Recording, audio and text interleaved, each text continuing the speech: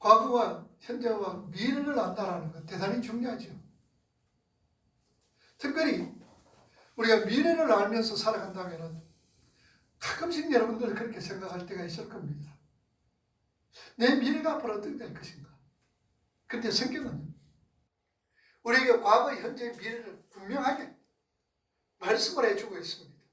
내 과거는 어떤 자, 현재는 어떤 자며 앞으로 미래는 어떤 자로서 살아갈 것이다라는 것을 성경은 우리에게 말씀해 줍니다. 자, 그러면은 우리 지금 과거는 우리는 어떤 사람인가? 우리 1절에서 3절 말씀 우리 2장 한번 읽어봅시다. 이게 바로 우리가 과거의 우리의 모습이에요. 읽어봅니다. 그는 죽었던 너희를 그때에 너희는 그 가운데서 행하여 이 세상 풍조를 따르고 공중의 권세 잡은 자를 따랐으니 곧 지금 불순종의 아들들 가운데서 역사하는 여기라. 전에는 우리도 그 가운데서 우리 육체의 욕심을 따라지며 육체와 마음에 원하는 것을 하여 다른 아들과 같이 본질상 진노의 자녀. 자, 우리 과거는 어떤 자였더라? 본질상 진노의 자녀다라는 얘기입니다. 자, 그런데 현재는 어떤 것이냐? 4절에서 여러분 6절 읽어봅시다. 긍휼이 풍성하신 하나님이 우리를 사랑하신 그 큰 사랑을 인하여 허물로 죽은 우리를 그리스도와 함께 살리셨고 너희는 은혜로 구원을 받은 것이라. 또 함께 하늘에 앉히셨다. 이제 우리 현재의 모습이에요. 그럼 우리 미래의 모습은 어때요? 자, 미래의 모습 7절부터 그리스도 예수 안에서 우리에게 자비하심으로써 그 은혜의 지극히 풍성함을 오는 여러 세대에 나타내려 하십니다. 아멘. 이게 바로 우리의 미래라는 말씀입니다. 그럼 과거는 우리가 본질적인 자녀였고, 그리고 예수 그리스도의 십자가로 통해서 우리는 하나님 나라, 하늘나라에 앉힌 자가 되었고, 그리고 앞으로는 우리로 통하여서 어떻게 하나님의 그 지극히 풍성한 은혜를 나타내게 하는 것이 오늘 저와 여러분들의 미래의 삶이다 말입니다. 이걸 우리가 성경으로 말한다면 오늘 저와 여러분들을 위하여서 앞으로의 삶은 하나님 나라 확장을 위해서 우리의 삶과 우리의 입으로 통하여서 하나님은 하나님 나라 확장을 위하여서 우리를 사용하신다라는 겁니다. 그게 우리 미래의 모습입니다. 자, 11절 말씀해 보면요, 사도 바울은 유대인과 이방인 사이의 벽이 예수 그리스도의 십자가로 통하여서 십자가의 피로 통하여서 무너져 버리고 이제는 둘이 아니라 하나가 되었다라고 강조를 하고 있습니다. 당시에 에베소 교회는 대다수의 이방인들과 소수의 유대인들이 섞여 있던 교회였습니다. 그러니 대다수의 이방인들과 소수의 유대인들이 하나가 되기가 만문합니다. 하나가 되기가 얼마나 힘드는지 몰라요. 그리고 분열의 전쟁까지 있었습니다. 그때에 사도 바울은 에베소 교회에게 이방인들이 너희들이 어떤 지경에서 구원받은 것인가를 다시 확인시켜 주어서 교회의 하나됨을 강조를 하고 있습니다. 에베소 성도들은 겉으로 보기에는 유대인들보다도 더 구원으로부터 멀리 떨어져 있는 자들이었습니다. 뿐만 아니라 그들은 유대인들로부터 무할례당이라 불린 만큼 하나님도 율법도 몰랐던 자들이었습니다. 그래서 12절 말씀 여러분들 보세요. 그때에 너희는 그리스도 밖에 있었고 밖에 사람이나 외인이요 세상에는 소망이 없고 하나님도 없는 자였더라. 여기서 하나님도 없더란 이 말은 헬라어 원문을 보니까 아테오스란 이 말입니다. 이 아테오스란 이 말은 하나님도 모르는 이 말입니다. 그러니 에베소 교회 성도들은 옛날에는 복음이 들어가기 전에는 하나님도 모르는 그런 자들이었다라는 사실입니다.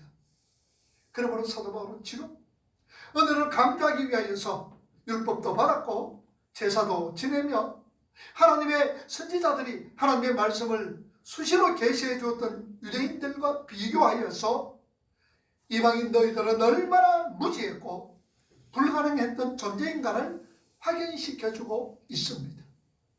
그러나 유대인들은 율법 받았습니다. 그리고 제사를 지내며 하나님의 선지자들을 통해서 수시로 하나님의 말씀을 증거해 주었습니다.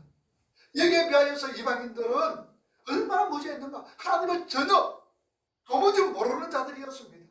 구원하고는 전혀 불가능했던 존재다. 너희들은 이렇게 사도 바울은 에베소 성도들에게 확인을 시켜주고 있습니다. 당시 이방인들은요, 유대인들로부터 많이 소외를 당했습니다. 그 실례로 성전에 떨어질 수가 있습니다. 여러분, 성전의 뜰에는 무슨 뜰이 있었습니까? 이방인의 뜰, 여인의 뜰. 자, 제일 처음에는 성전 둘레는 제사장 뜰이 있습니다. 그리고는 유대인들의 뜰이 있습니다. 그리고 여인의 뜰이 있습니다. 그런데 이 세 뜰은요, 성전의 높이가 똑같습니다. 성전이 짓는데 그 높이가 똑같아요. 성전 주위를 통해서 제사장 뜰이 있고, 그리고 거기에는 유대인들의 뜰이 있고, 또 거기에는 그 옆에는 여인들의 뜰이 있습니다. 그런데요, 이방인의 뜰은요, 그러니까 이 세 뜰은 성전의 높이가 똑같습니다. 그런데 이방인의 뜰은 거기에서 19계단 내려갑니다.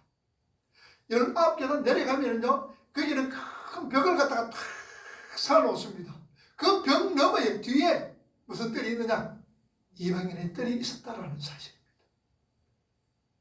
그래서 무서에 보면요, 이방인들이 그 담을 넘어서 그렇게 오면은 죽음을 불사할 것이다 라는 그런 경고문이 탁 적혀져 있습니다.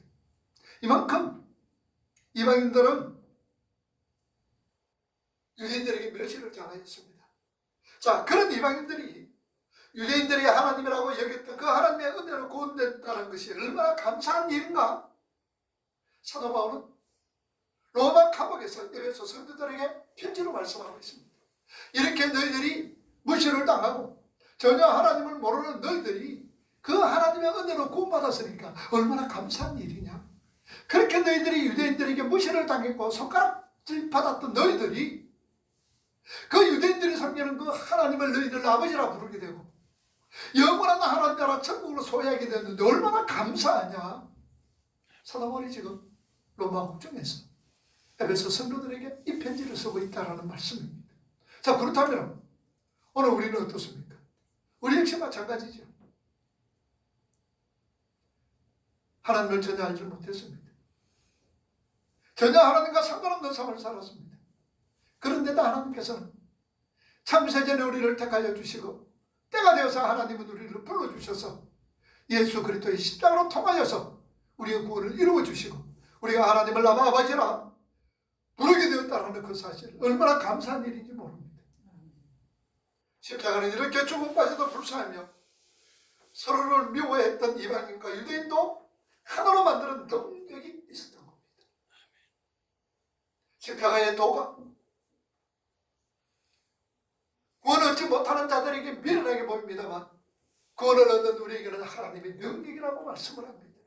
이렇게 예수 그리스도의 십자가 보혈이 이방인과 유대인들 하나로 만드는 능력이 그 속에 있습니다.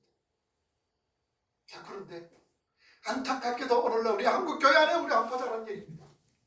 하나 되지 못하고 있습니다. 서로 미워하고 시기하고 질투하고 파멸을 만들고 얼마나 안타까운지 모릅니다. 장로판이 권사판이 오늘날 대구 시내에 있는某교회들은 이 목사님과 교인들 사이가 얼마나 나빴는지 예배드리기가 괴로워하고 힘들어하는 교회들이 숱하게 있습니다. 정말 그런 모습을 바라보면서 얼마나 안타까운지 모릅니다. 우리 믿음의 성도들은 한 목적을 향하여서 한편이 되어서 서로 도와주고 일으켜주며 가야 하는 사람들입니다.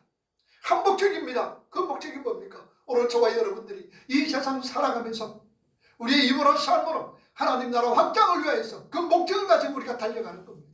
다른 것 없어요, 여러분. 그 목적 속에서 내가 하나님의 백성으로 지어져가는 것. 그 목적을 앞두고 내가 하나님의 백성으로 천국의 백성으로 지어져가는 것.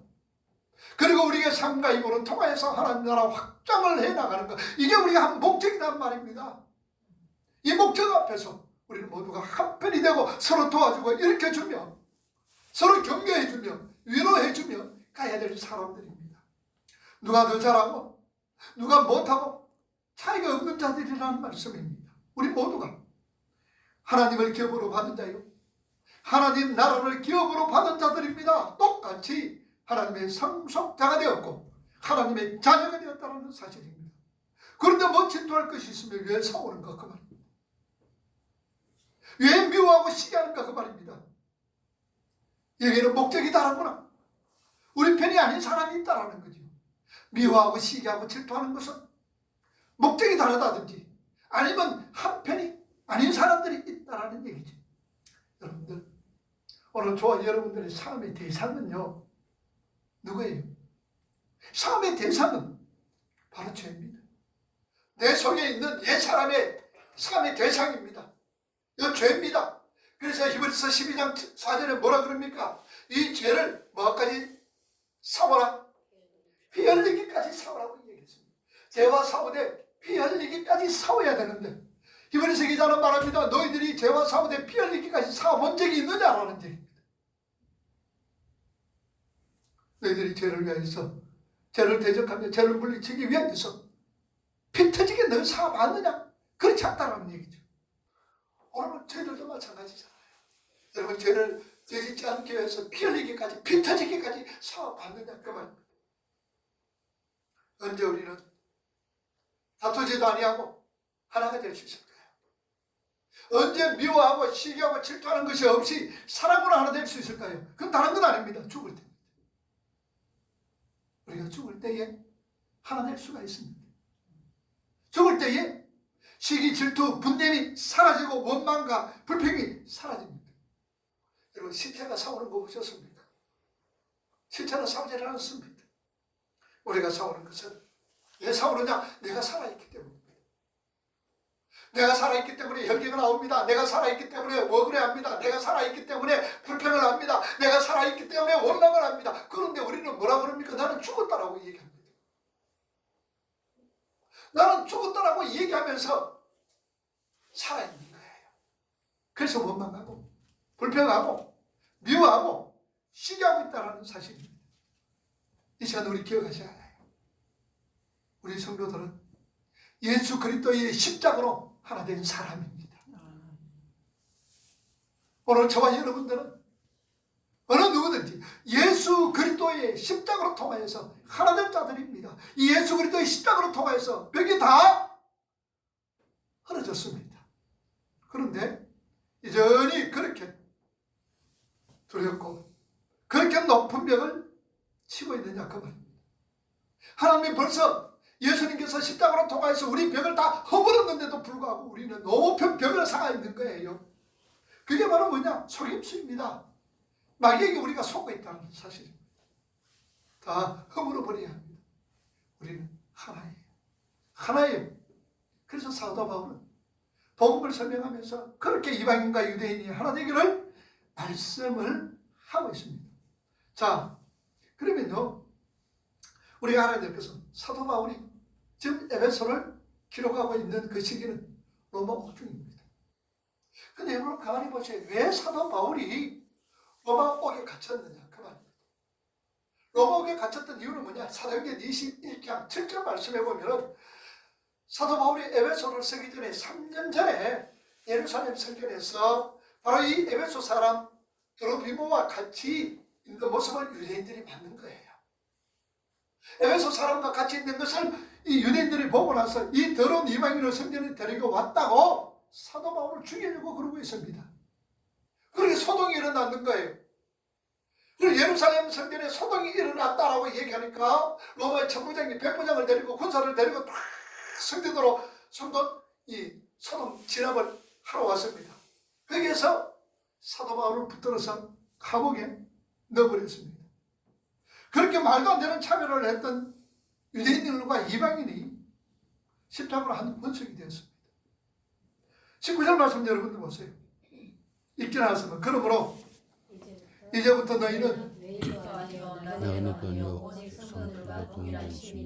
하나님의 무엇이다? 하나님의 권속이다. 여기 19절의 말씀에 하나님의 권속이란 이 말은 오이케이오스란 말입니다. 성경의 원문은 오이케이오스란 이 말은 가족이다라는 얘기예요. 이방인과 유대인이 누구를 통하여서 예수 그리스도의 십자가로 통해서 무엇이 되었더라? 가족이 되었다라는 얘기, 한 교회가 되었다라는 말씀입니다. 그게 복음입니다. 여러분, 복음이 있다는 얘기는 원수되었던 나가 하나 됐다는 얘기입니다. 뭐를 통해서? 예수 그리스도의 십자가로 통하여서. 이게 복음이다라는 말씀입니다. 자, 그런데 유대인들이 왜 그렇게 이방인들을 차별했을까요? 그래서 탈무드에 보면요, 하나님께서 왜 이방인들을 창조해냈느냐, 하나님이 왜 이방인들을 만들어내느냐, 그 이유는 지옥의 떡감으로 사용하기 위해서 이방인을 만들었다라고 그렇게 탈무드에 기록되어 있습니다. 이처럼 유대인들은 이방인들, 우리도 이방인에 속하잖아요. 이렇게 왜 이렇게 차별되어 있는가 살펴보면요, 유대인들이 이방인들을 괴치고한 것은 자기들은 율법이 있어요. 그리고 제사를 가지고 있습니다. 그래서 자기들은 율법을 지키고 제사를 지낼 때에 이방인들은 자기들이 제사를 드리고 율법을 지킬 때 우상을 섬기고 열심히 죄를 짓더라는 자들입니다. 우리는 열심으로 율법을 지키고 제사도 지내는데 그들은 우상만 섬기면서 하나님과 전혀 상관없는 삶을 살았다라는 얘기입니다. 유대인의 선민의식입니다. 선민의식. 여기서 나온 거예요. 그래서 유대인들에게 그렇게 자존심을 심어줬던 율법의 진위가 어떤 것인지를 알고, 또 유대인들은 어떻게 그 율법을 오해했는가를 우리가 살펴보면 잘 알게 됩니다. 하나님께서 유대인들은 더 특별하다, 선민의식 사상 가지고 있습니다. 왜냐? 우리에게 율법이 있다. 그리고 우리는 하나님 앞에 제사 지낸다. 그것 때문에 유대인들은 선민 사상 속에서 올죄를 가지고 있었습니다. 그런데 율법이란 무엇인가를 그들에게 바로 알고, 오늘 저와 여러분들이 율법을 바로 알게 될 때에 우리는 참으로 율법 속에서 하나님의 그 사랑과 하나님의 그 뜻을, 진리를 알게 되는 거예요. 자, 율법은요, 하나님께서 태초에 사람을 지으셨습니다. 그리고 사람들이 그렇게 살면 가장 행복하고 기쁘게 살 수 있다라고 정해주신 삶의 원리가, 삶의 방법이 최소한으로 적어놓은 것이 율법입니다. 다시 말하면 하나님께서 우리 인간들에게 율법을 주신 이유는 최소한도로 내가 이렇게 살면 행복하다, 너희들이 이렇게 살면 정말로 기쁘게 살아갈 수 있다 라는 것을 알도록 하기 위해서 우리에게 율법을 주셨습니다. 그래서 율법은요, 하나님의 성품입니다. 사람들이 그렇게 살면 신적 성품에 참여하게 되어서 행복하고 기쁜 하늘의 삶을 살 수 있다라는 거죠. 자, 그런데 타락한 우리 사람은 하나님이 이렇게 정해놓으신 그 울타리에서 벗어나고 싶습니다. 스스로 자기 존재의 안정과 행복을 찾기를 시작을 합니다. 하나님의 방법이 아닌 다른 방법으로, 내 방법으로 하나님처럼 되고 싶어 했습니다. 분명 하나님은 사람을 지으시고 그 인간이 하나님의 법과 통치를 상징하는 선악과만 통과했다면, 선악을 알게 하는 나무의 실과 이 하나님의 이 행위언약, 여기만 통과했다면 하나님과 같이 만들어서 하늘에서 영원토록 하나님과 함께 사시려는 것이 궁극적인 하나님의 목적이었습니다. 아담과 하와가, 우리 인간이 선악을 알게 나무의 실과 이 문제만 통과했다면 하나님께서 영원토록 하나님 나라에서 하나님과 함께 살도록, 이게 하나님의 궁극적인 목적, 사람을 만든 목적이었다는 사실입니다. 그런데 사람이 선악을 알게 하는 나무의 실과를 먹었습니다. 사탄이 어떻게 유혹을 했습니까? 창세기 3장 5절 말씀 한번 보세요. 어떻게 유혹했습니까? 너희가 그것을 먹는 날에는 너희 눈이 밝아지고 하나님과 같이 되어 선악을 알 줄을 하나님이 아시느니라. 사탄은요, 우리 인간들에게 거짓 약속을 합니다. 너희는 너희의 힘으로 하나님과 같이 될 수가 있어. 너희 노력으로 하나님과 같이 될 수가 있어. 그러니까 열심히 노력해서 너희도 하나님과 같이 되고 지상야곱 만들어 봐라. 이게 사탄의 유혹입니다. 이게 사탄이 우리 사람들을 속이는 겁니다. 얼마든지 너 힘으로 파라다이스 지상야곱 만들 수가 있어. 얼마든지 너희는 뛰어난 자로서 하나님처럼 될 수가 있어. 지금도 하나님 이 땅에 태어난 모든 인간들 앞에 선악과를 주십니다. 그리고 아담에게 말씀하셨던 그대로 지금도 말씀합니다. 선악을 알게 하는 나무의 실과를 먹지 마라. 먹으면 정령 죽는다. 정령 죽는다 라는 그 말은 하나님의 통치권을 상징하는 율법대로 살아야 한다라고 말씀합니다. 분명 행연약은 파기된 것이 아니라는 것 우리 잘 아셔야 돼요. 그리스도인들은, 우리 믿음의 성도는 그렇다 치고 하나님을 알지 못하는 사람들에게도 어떻게 말씀하시는가, 우리는 성경이 있지만 그들에게는 어떻게 그 법을 알려주었느냐, 그 말입니다. 그래서 우리가 어디든 말씀하죠. 예수가 이 땅에 들어오지 않았을 때에, 복음이 이 땅에 들어오지 않았을 때에 그 사람들은 어떻게 됐느냐? 그 사람들은 하나님을 알 수가 있었습니까? 알 수가 없잖아요. 라고 그렇게 반문하시는 분들이 있습니다. 그러나 여러분들, 성경은 분명히 우리에게 말씀합니다. 하나님께서 아직 복음이 이 땅에 들어오지 않았을 때에, 우리에게 들어오지 않았을 때에 하나님은 사람들에게 뭘 줬느냐? 양심을 주어서 그 양심 속에서 율법을 새겨놓았다는 사실입니다. 로마서 2장 12절에서 15절 말씀 여러분 한번 봅시다. 읽어봅니다. 무릇 범죄한 자는 율법 없이 나가고 무릇 열림이 범죄한 자는 율법으로 말미암아 심판을 받으리라. 13절 하나님 앞에서 율법을 듣는 자가 의인이 아니요 오직 율법을 행하는 자라야 의롭다 하심을 얻으리니. 14절 율법 없는 이방인이 본성으로 율법의 일을 행할 때는 이 사람은 율법이 없어도 자기가 자기에게 율법이 되나니. 15절 이런 이들은 그 양심이 증거가 되어 그 생각들이 서로 혹은 송사하며 혹은 변명하여 그 마음에 새긴 율법의 행위를, 나타내는. 그러니까 하나님께서 우리에게 율법 주시기 전에 무엇으로, 우리의 무엇으로, 사람의 양심이라는 게 있어요. 그 양심에 하나님께서 율법을 새겨놓으신 거예요. 누구 말이에요? 성경 말씀이잖아요. 하나님은 모든 인간의 마음속에 하나님의 율법을 양심이라는 형태로 집어넣으셨다는 사실입니다. 그래서 우리가, 여러분, 구약 성경이, 이 율법이 언제 우리에게 주어졌습니까? BC 1500년경에 모세에게 시내산에서 하나님께서 율법을 주셨지요. 그러니까 이 율법은요, 모든 사람이 가장 행복하게 살 수 있는 실천 상황입니다. 자, 그런데 사람은 그 율법을 지킬 수 있는 능력을 상실해버렸습니다. 처음에는요, 율법을 지킬 수 있는 능력이 우리 속에 있었습니다. 아담 속에 율법을 지킬 수 있는 능력이 있었습니다. 죄를 지을 수도 안 지을 수도 있는 그런 상태였습니다. 그런데 사람이 타락으로 말미암아 죄를 안 지을 수 있는 그런 것을 상실해 버렸습니다. 그리고 이제는 죄만 지으면서 살게 되었죠. 타락함으로 말미암아. 그래서 율법이 오히려 사람에게는 저주가 되어버린 거예요. 하나님께서 아담과 하와를 만드실 때는 죄를 지을 수도 안 지을 수도 있는 그런 능력을 주셨어요. 그런데 아담이 뭘 선택하는 거예요? 죄를 짓는, 하나님 말씀에 불순종하는 그것을 선택해버리는 거예요. 그때부터 사람에게는 죄를 안 지을 수 있는 능력이 상실해버린 거예요.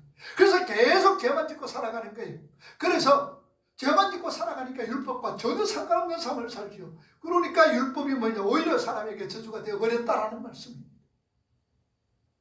인간의 그런 상황에서 하나님은 한 민족을 택하셔서 그 율법을 기록하여 주셨습니다. 그리고 지켜봐라, 하나님께서 명령하십니다.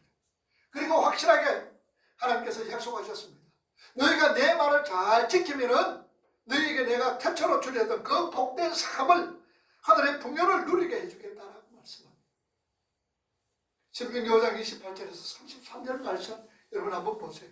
읽어봅니다. 여호와께서 너희가 내게 말하는데 너희의 말하는 소리를 들으시리라. 여호와께서 내게 이르시되 이 백성이 내게 말하는 그 말소리를 내가 들은즉 그 말이 다 옳도다. 다만 그들이 항상 이 같은 마음을 품어 나를 경외하며 나의 모든 명령을 지켜서. 그들과 그 자손이 영원히 복받기를 32절 가서 그들에게 각기 장막으로 돌아가라 이르고 너는 여기 내 곁에 있었으라. 내가 모든 명령과 규례와 법도를 내게 이르리니 너는 그것을 그들에게 가르쳐서 내가 그들에게 기업으로 주는 땅에서 그들로 이를 행하게 하라 하셨나니. 그런즉 너희 하나님 여호와께서 너희에게 명령하신 대로 너희는 상가행하여 자로나 우러나 치지 말고 너희 하나님 여호와께서 너희에게 명하신 모든 도를 행하라. 그리하면 너희가 삶을 얻고 복을 얻어서. 너희의 얻은 땅에서 너희의 날이 장구하리라. 자, 복된 삶의 조건이 뭐예요? 복된 삶의 조건은 법을 잘 지키고 도를 행하면 그 말입니다. 삶의 조건은 다른 거 아니에요. 법을 잘 지켜라. 도를 행하여라. 그런 말씀입니다. 이 말은요, 인간이 하나님의 말씀대로 잘 살면 하늘의 풍성함을 누리며 살아갈 수 있다는 말입니다. 하늘의 풍성함. 그런데 흔히들 여러분들 이 성경에 말하는 하나님 나라의 하늘의 풍성함을 꼭 어디로 생각하느냐? 이 세상의 복으로만 자꾸 생각을 합니다. 하늘의 풍성함을 갖다 이 세상의 것으로 자꾸 생각을 하는 거예요. 그래서 우리 예수 믿는 사람들이 돈 많이 버리고 부자 되면 뭐 한다 그래요? 그 사람 뭐 받았다 그래요? 복 받았다고 그러잖아요. 명예와 권력을 얻게 되면 그 사람 뭐 한다고? 복 받았다 그래요. 하는 사람이 잘 되면 복 받았다고 그래요. 물론 그것도 복이 안 될 건 아닙니다. 그러나 오히려 그것이 화가 될 때가 있죠. 우리가 성경에서 말하는 하늘의 풍성함이란 절대로 여러분들 이 세상의 복을 말하는 것 아님을 여러분들 아셔야 돼요. 이 세상 것이 아닙니다. 예수님도 비슷한 비유를 하셨어요. 마가복음 10장 보세요. 28절 29절 2절 보세요. 베드로가 여자와 가로되 보소서 우리가 모든 것을 버리고 주를 쫓았나이다. 예수께서 가라사대 내가 진실로 너희에게 이르노니 나와 및 복음을 위하여 집이나 자매나 음이나 아비나 자식이나 전토를 벌인 자는 30절 금세에 있어 뭐라셨네? 금세에 있어 집과 형제와 자매와 모친과 자식과 전토를 100배나 받되 핍박을 겸하여 받고 내 해에 영생을 받지 못할 자가 없더라. 자, 여러분 보세요. 예수 그리스도와 복음을 위하여 집이나 형제나 자매나 음이나 아비나 자식이나 전토를 벌인 자는 금시에 몇 배 받는다 그랬어요. 몇 배? 여기 보니까 몇 배? 마가복음 100배나 받는다. 100배나 받는다 그랬어. 100배나 받는다. 여러분 이 말 여러분들 보세요. 이렇게 복음을 위하여서 여러분들 집이나 형제나 자매나 음이나 자식이나 그렇게 되면요 하나님이 몇 배 주신다? 100배 주신다. 주로 이 설교를 주로 어떨 때 합니까? 예? 헌금할 때 여러분들 헌금할 때 이 설교 하지요. 헌금할 때 그러니까 헌금 많이 해라 그 말이죠. 그러면 여러분 많이 받는다. 얼마나 많이 여러분들 속았습니까? 그 이유가 뭔 줄 아세요? 자, 100배를 주는데, 자, 우리 믿음의 성도들이 이 땅에서 핍박 속에서도 누리게 되는 하나님의 평안과 하늘의 풍요를 말하는 것인데, 정말 아들 바치면 여러분들, 정말 아들 바치면 100배를 주세요. 그리고 아내 바치면 아내가 100명이 생깁니까? 뿐만 아니라, 그런 것도 하나도 생각해보지 않고 집과 전토를 바치면 100배를 준다에만 관심이 있는 거예요. 집, 전토 바쳐라. 그러면 몇 배를 준다? 100배 준다. 그러면 아들 바치고 며느리 부인 바치면은 아들이 100명 생기고 또 부인이 100명 생기느냐 그 말입니다. 꼭 보면은 집이나 전토 바쳐라. 여러분들 집이나 전토 바치길 바랍니다. 그러면 100배의 축복이 있습니다. 그러면 뭐예요? 아멘 해요 안 해요? 아멘 하죠. 아멘 그럽니다. 아들 부인이 생각하는. 그런데 여기 보면 또 뭐가 빠졌어요? 아비가 빠졌잖아요. 아비가 빠졌습니다. 그 아비는 누굽니까? 그 아비가 누구예요? 아비를 바치면은 아비가 누굽니까? 하나님이잖아요. 아비까지 주는 것이 아니라 자녀, 어머니 뭐 이런 거 다 해도 아비란 말씀은 없다는 사실입니다. 그 아비는 바로 하나님이기 때문입니다. 이 땅에 어떤 것도 자기 존재의 안정과 행복을 걸지 않고 오직 하나님만을 의지하고 하나님을 믿고 하나님을 따르며 하나님을 사랑하는 자, 다시 말하면 하나님의 말씀대로 살아가는 자들은 누가 아비가 되는 거예요? 하나님이 아비가 되고 너희들은 자녀가 되어서 하늘의 풍성함을 이 땅에서 누리게 된다는 말씀입니다. 무슨 말인지 아시겠죠? 절대로 헌금 바라는 말이 아니에요. 지금 전투 바쳐라는 말씀이 아닙니다. 바칠 때 되면 여러분 바쳐야 되죠. 많은데 바쳐야 됩니까? 하나님 나라 확장을 위해서는 바쳐야 되죠. 그러나 이거 바쳐가 여러분 떼거지가 그냥 부자 되고 이런 건 아니에요. 하늘의 풍요함을 누리라 그 말입니다. 내가 뭐가 돼주겠다? 너의 아비가 돼주겠다는 얘기입니다. 그래서 성경에 여러분들 몇 가지 명령과 약속이 있었다 그랬어요. 5만 4천 가지 명령이 약속이 있습니다. 언약이 있습니다. 그 5만 4천 가지는 되는 명령과 약속, 언약, 이것을 뭐라 그랬어요? 너는 나의 뭐가 되고 백성이 되고 나는 너의 뭐가 되겠다? 하나님이 되겠다는 얘기입니다. 그게 5만 4천 가지에 되는 명령과 약속, 언약이라는 말씀입니다. 그래서 우리의 하나님이 너는 내 백성이 되겠다. 뭡니까? 하나님께서 책임져 주시고 모든 걸 이끌어 가시고 하나님께서 모든 걸 책임져 주시는데 그 결론이 뭐라고요? 결론이 요한계시록 21장 4절에 너희 모든 눈물을 내가 닦아주겠다는 얘기예요. 바로 그 말씀입니다. 여러분들, 이 말씀이 마가복음 방금 읽었던 이 말씀이 마가복음 10장 28절에서 30절 이 말씀이 결국은 무엇이냐? 내가 너의 아버지가 되겠다는 얘기입니다. 내가 너의 아버지가 아비가 되어서 너의 눈물을 닦아주겠다는 말씀입니다. 엉뚱한데 여러분들 유혹되지 마시고 말씀을 바로 알고 바로 깨달아서 바로 살아가자. 자, 하나님만 의지하고 하나님만 믿고 하나님만 따르라는 얘기입니다. 그래서 이 세상에서 핍박 속에서도 흔들리지 않고 하나님을 의지하고 하나님을 믿고 하나님을 따르게 될 때는 세상의 어떤 환경과 여건 속에서라도 그것을 극복하면서 이 땅에서 하나님이 주시는 풍성한 삶, 감사하고 기뻐하며 즐거워하면서 살아갈 수 있는 삶을 살아가며 하나님이 주시는 참된 평안, 살롬, 이 땅에 살면서도 살롬을 느끼면서 살아갈 수가 있다는 사실입니다. 그걸 뭐라고 했습니까? 사도 바울 빌립보 4장 13절 말씀이잖아요. 우리가 잘 아는 말씀, 잘 암송하기 때문에 제가 기록하지 않았습니다. 한번 해보세요. 시작. 빌립보 4장 13절 내게 능력 주시는 자 안에서 내가 모든 것을 할 수가 있다 그 말이에요. 이게 하늘의 신령한 복이잖아요. 이게 하늘의 풍성함이란 말입니다. 어떤 환경과 여건과 어떤 속에서도 그것을 극복하며 이기며 거기서 참된 평안함을 얻을 수 있는 것, 그게 능력이다 말입니다. 그게 능력.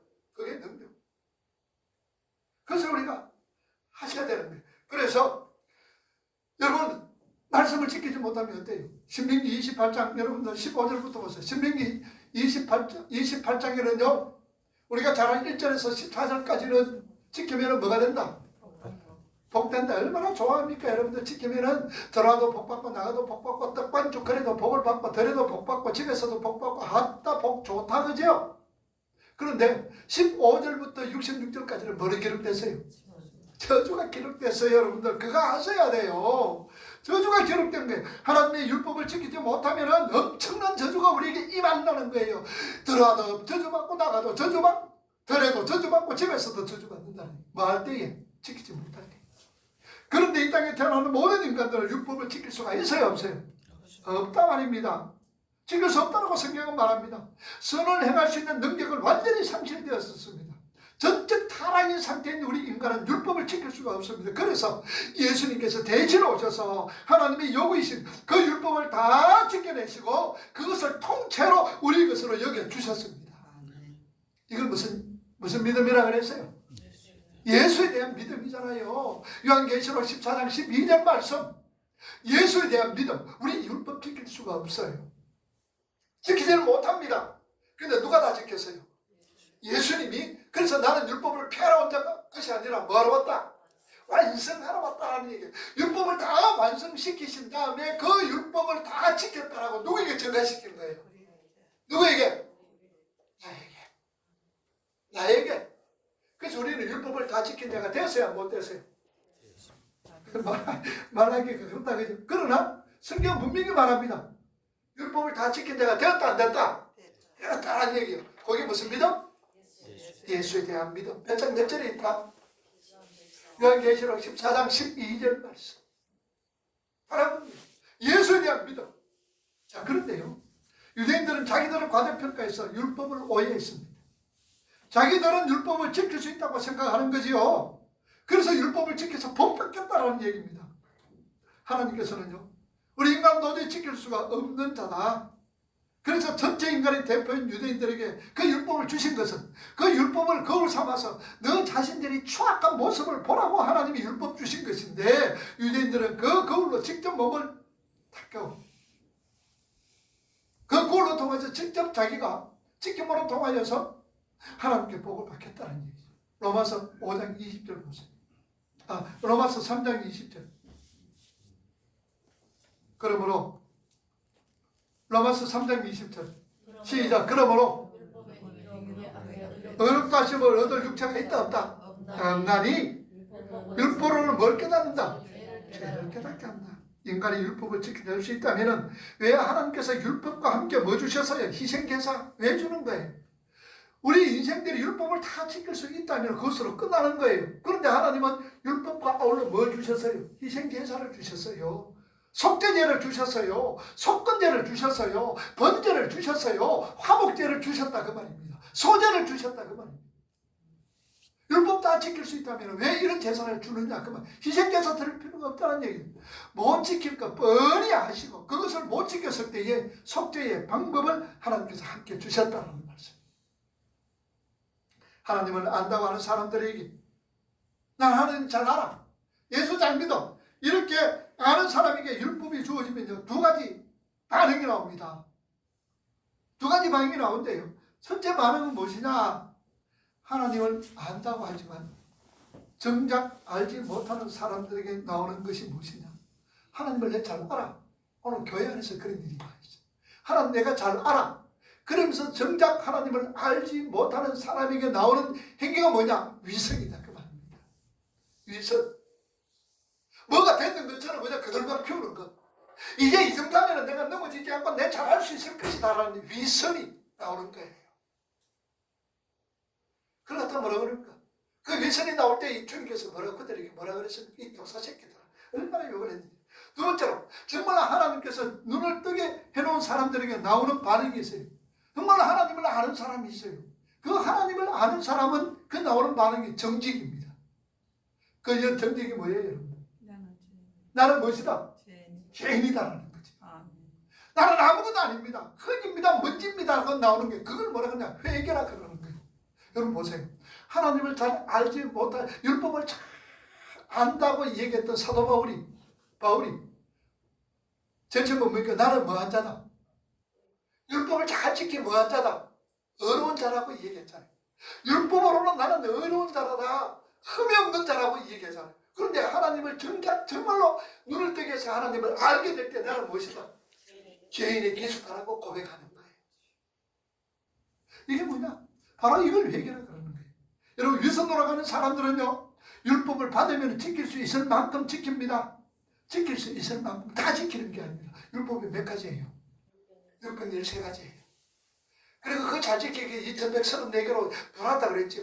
그러니 이 율법을 받으면 지킬 수 있는 것만큼 지키는 사람, 나는 율법은 다 지켜야 되는데 하나라도 어기면 율법을 어기는 자가 되잖아요.